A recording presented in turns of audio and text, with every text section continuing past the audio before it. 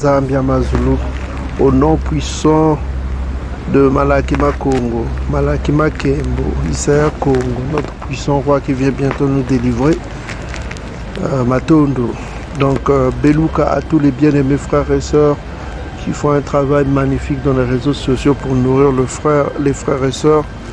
Et puis salam à tous, que le Tout-Puissant, Créateur des cieux et de la terre, prenne soin des dispersés de son peuple au-delà des fleuves de Couche, comme c'est écrit dans Sophonie chapitre 3, versets 10 à 20, et dans Ésaïe chapitre 18, versets 1 à 7.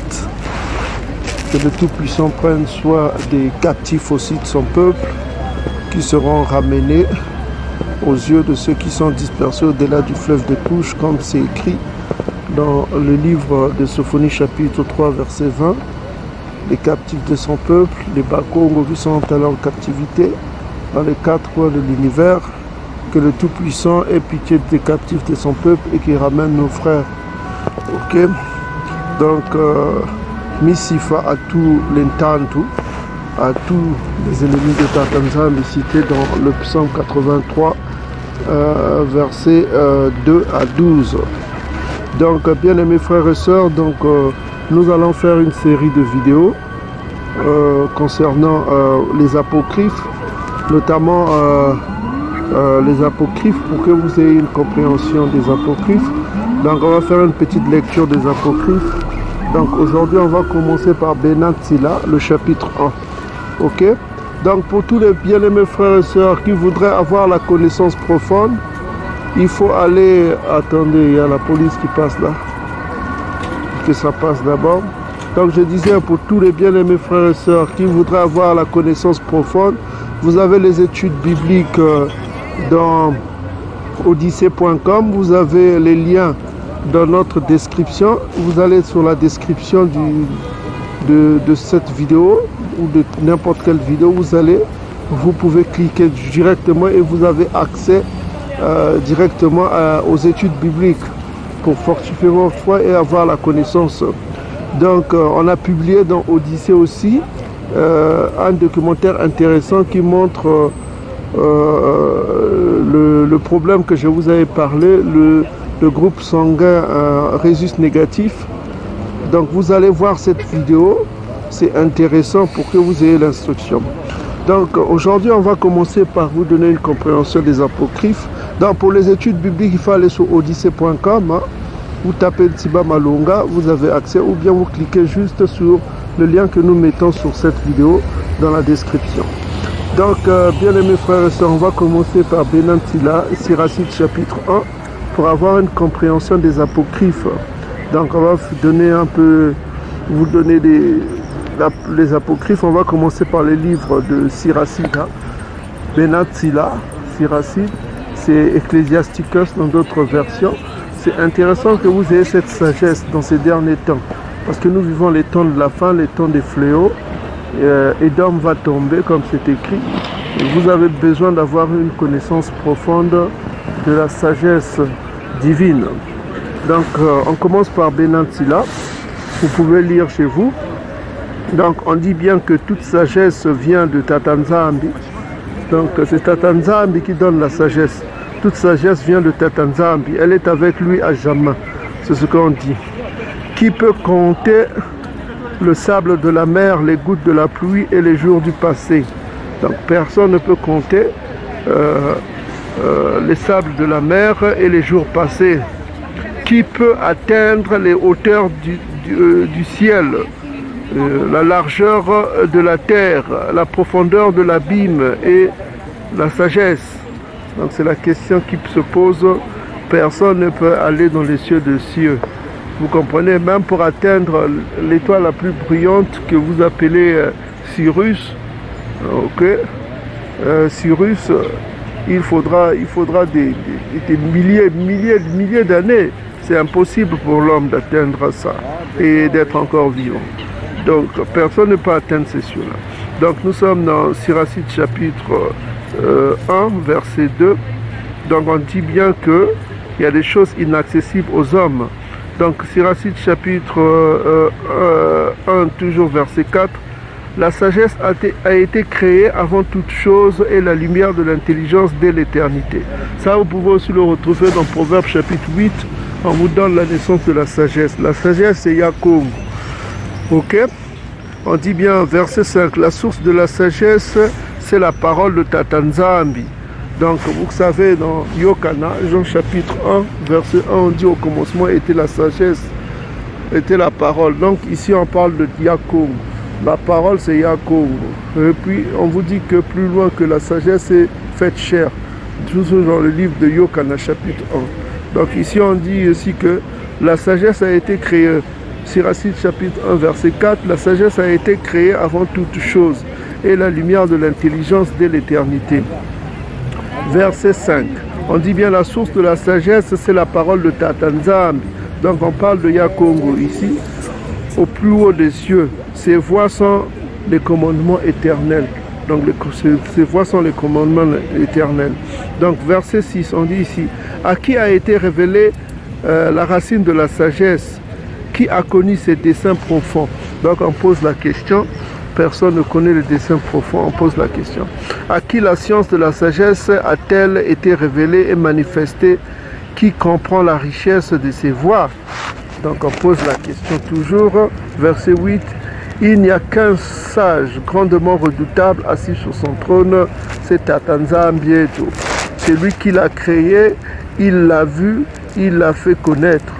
Donc Tata Nzambi, celui qui l'a créé, il l'a vu, il l'a fait connaître. Il a fait connaître la sagesse, le Koma.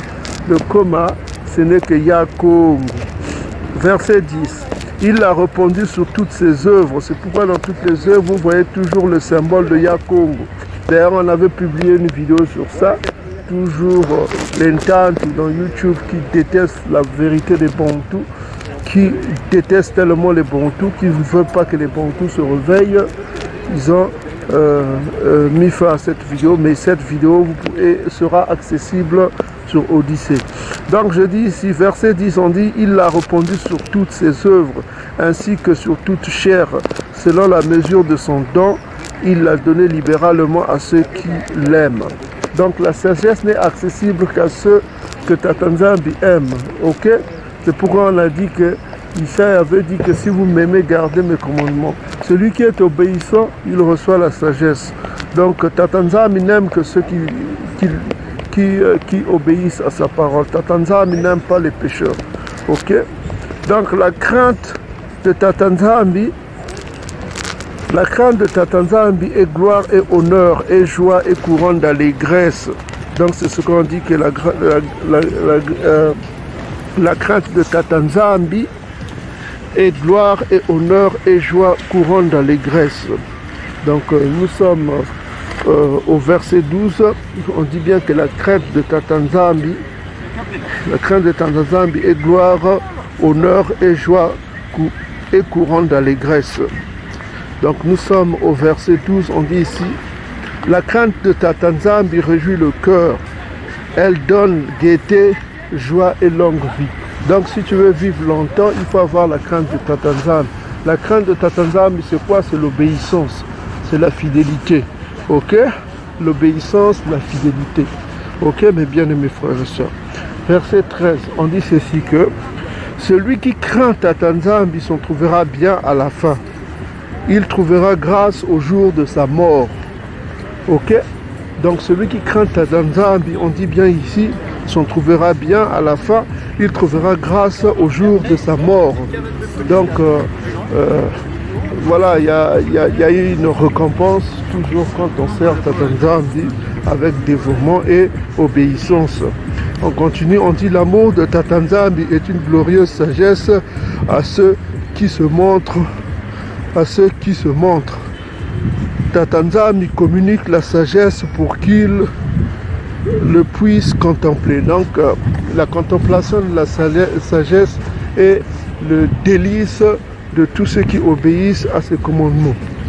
Verset 14, on dit que le commencement de la sagesse est de craindre Tata Nzambi. Donc le commencement de la sagesse est de craindre Tata Nzambi. Ça, vous pouvez le retrouver aussi dans Proverbe chapitre 9. On dit toujours la même chose. Le commencement de la sagesse est de craindre Tata Nzambi. elle est formée avec les fidèles dans le sein de leur mère. Donc on voit ici, c'est ce qu'on appelle la prédestination. La prédestination dont on parle dans le livre d'Éphésiens chapitre 1 et chapitre 2. Donc tout cela, tout est prédestiné quoi. Donc tout est prédestiné quoi. Parce que quand vous voyez la naissance de Yili Maya, Jérémie, il était déjà choisi, il avait été déjà choisi. Donc il y a une prédestination dans le don de la sagesse. La sagesse est un don de Tatanzam. Tatanzam, il donne le don de la sagesse, tout est prédestiné. Donc je répète encore, verset 14. Le commencement de la sagesse est la crainte de Tatanzam. Elle est formée avec les fidèles dans le sein de leur mère. Dans le sein de leur mère. Donc on voit le sens de la prédestination ici. Tout est prédestiné. Il y a une prédestination dans l'acquisition de la sagesse. C'est un don de Tatanzam, la sagesse. Un don prédestiné à tous ceux qui lui sont fidèles. Ok? Parce que Tatanzam, il connaît toutes choses. Ok? Il est omniscient, il connaît toutes choses. Ok? Donc, c'est ça mes bien-aimés frères. Donc, nous sommes au verset 15, on s'est dit, elle s'est préparée chez les hommes une éternelle habitation, elle demeura fidèlement avec leur race. C'est avec la race de Yacouba qu'elle demeure fidèlement. Ça, vous pouvez lire dans Ésaïe chapitre 44 et Ésaïe 43. Ok? 44. Donc, c'est la race de Jacob qu'elle a choisi d'habiter. On dit ceci. La plénitude de la sagesse est de craindre Tatanzam. La plénitude de la sagesse est de craindre Tatanzam. Ok? Elle rassasie ses fruits, ceux qui la possèdent. Okay. Donc au verset 17, on dit ceci. La sagesse remplit toute la maison des choses désirables et ses greniers et ses fruits. Donc il y a une récompense matérielle pour tous ceux qui craignent Tatanzam dans leur vie. Ça, vous pouvez lire aussi dans le livre de Psaume chapitre 1. Vous avez toute la communication en ce qui concerne les dons que peuvent recevoir ceux qui marchent dans la voie de la sagesse. C'est dans la sagesse ceux qui laissent habiter la sagesse dans leur cœur. Ok? Donc, on dit ceci. Au verset 16. La plénitude de la sagesse est de crainte Tatanzam. Elle rassasie de ses fruits ceux qui la possèdent. Verset 17. On dit ceci. Elle remplit toute sa maison des choses désirables, des greniers et des fruits. Verset 18. On dit ceci. La couronne de la sagesse, c'est la crainte de Tatanzam. Donc, la couronne de la sagesse, c'est la crainte de Tatanzam. Elle fait fleurir la paix et les fruits du salut, de salut.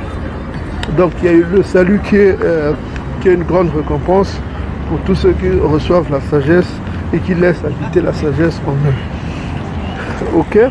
Il fait pleuvoir à flot la science et la lumière de l'intelligence. Il exalte la gloire de ceux qui la possèdent. Donc la sagesse exalte la gloire de ceux qui la possèdent. Il brille, quoi. Ceux qui possèdent la sagesse deviennent une lampe brillante. Verset 20, on dit ceci.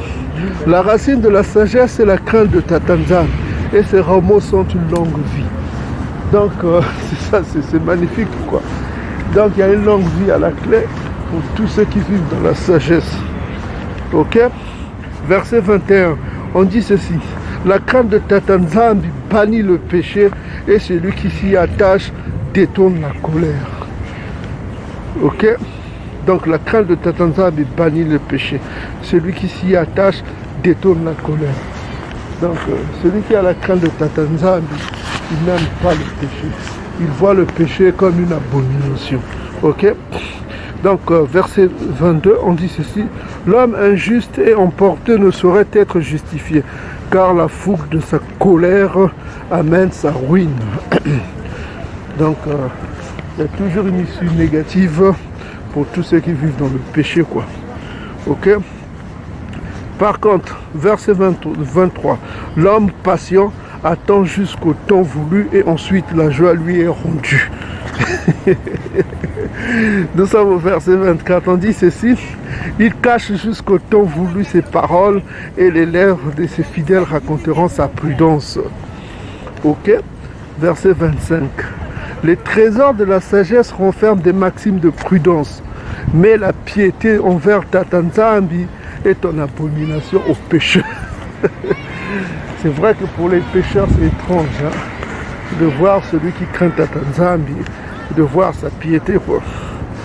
Donc, verset 26, on dit ceci: bien-aimés frères et sœurs bantou, à tous les bantous, on dit ceci: désires-tu la sagesse? On demande au bantou: désirez-vous la sagesse ou désires-tu la sagesse? À toi fils bantou, à toi fille bantou, désires-tu la sagesse?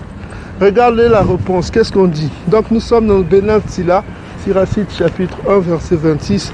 On demande au bantou: désirez-vous la sagesse? On vous pose la question: est-ce que vous désirez la sagesse? Est-ce que vous désirez le coma? Est-ce que vous voulez avoir la sagesse? Écoutez la réponse: garde les commandements et Tata Nzambi te l'accordera. Congo. Donc celui qui garde le commandement, il recevra le don de la sagesse. Le don de la sagesse ne peut être donné qu'à ceux qui gardent le commandement de Tata Nzambi. Le commandement de Tata Nzambi, vous le trouvez dans le coma. Donc pour connaître le commandement de Tata Nzambi, il faut le lire, mes frères et sœurs. C'est Ésaïe 34 verset 16. Il faut lire. Si vous ne pouvez pas lire les commandements, comment pouvez-vous les connaître? Pour connaître quelque chose, il faut l'explorer. Il faut l'étudier. Il faut étudier les commandements de Tata Nzambi. Il faut chercher à savoir ce que Tata Nzambi attend de vous. C'est pourquoi la lecture du coma est une exigence pour tous ceux qui aiment Tata Nzambi Amazulu. Si tu veux la longue vie, fais ce que l'on te dit et tu recevras un bonheur éternel. Donc la clé, tu as le salut et tu as une longue vie et tu as beaucoup de biens matériels qui s'en suivent aussi. Pour ceux qui aiment ça. Donc on demande au bantou, Siracide chapitre 1 verset 26. Désirez-vous la sagesse? Ok. Tata Nzambi vous dit, l'esprit de Tata Nzambi répond: garde les commandements et Tata Nzambi te l'accordera. Donc Tata Nzambi, c'est celui qui donne la sagesse. Verset 27, on dit: car la sagesse et l'instruction, c'est la crainte de Tata Nzambi. Et ce qui lui plaît, c'est la fidélité et la mansuétude. C'est-à-dire la régularité, la constance. Quoi. Ok, mes frères et sœurs. Donc la fidélité, la mansuétude, la constance, tout ça comme ça. Il ne faut pas être faux, quoi. Il ne faut pas être faux, il faut être fidèle, quoi. Il faut être toi-même. Ok, il ne faut pas avoir un double visage. Ok. Verset 28, on dit ceci: ne te refuse pas à la crainte de Tata Nzambi et ne t'approche pas de lui avec un cœur double. Ok. Donc ça dans le livre d'Apocalypse chapitre 3, on vous dit bien: si tu es ni froid ni chaud, on te vomira, quoi. Donc il faut que tu sois stable. Ok. On dit ceci: ne te refuse pas à la crainte de Tata Nzambi, ne t'approche pas de Tata Nzambi avec un cœur double. Verset 29. Ne sois pas hypocrite devant les hommes et prends garde à tes lèvres. Donc souvent il ne faut pas trop beaucoup parler. Ok. Il ne faut pas trop beaucoup parler parce que ce qui sort de ta bouche peut à la fois être bénéfique et peut aussi te condamner. Hein? Ok. Souvenez-vous des paroles de Isaïe. Donc voilà quoi. Verset 29. On dit ceci: ne sois pas hypocrite devant les hommes et prends garde à tes lèvres. Ne te lève pas toi-même de peur que tu ne tombes. Ok? Et que tu ne t'attires sur toi la confusion. Maintenant écoutez la justification. Car Tata Nzambi révélera ce que tu caches et te précipitera au milieu de l'assemblée parce que tu t'es pas donné à la crainte de Tata Nzambi et que ton cœur est plein de fraude. Donc tu as mené une vie libérale, une vie de péché, une vie de débauche que tu cachais et que Tata Nzambi révélera ça devant l'assemblée des bons. Ok mes frères et sœurs. Donc on en a fini pour aujourd'hui avec Penantila, Siracide chapitre 1. Alors qu'est-ce qu'on a retenu? On a retenu que une chose, c'est que la sagesse est un don de Tatanzambi, un don prédestiné à tous ceux qui lui sont fidèles. Ok? Et si tu désires la sagesse, il faut que tu gardes les commandements de Tatanzambi. Celui qui garde les commandements de Tatanzambi l'accordera, lui donnera le don de la sagesse. La sagesse, le coma, qui est la clé de la vie éternelle. Ok? Qui est la source de la vie éternelle. Donc, Belouka à tous. On en a fini aujourd'hui. Soyez bénis, peuple saint. Nous sommes avec vous. Vous êtes dans nos prières. Et n'oubliez pas d'aller sur Odyssée pour nourrir votre esprit avec la connaissance interdite. Salam.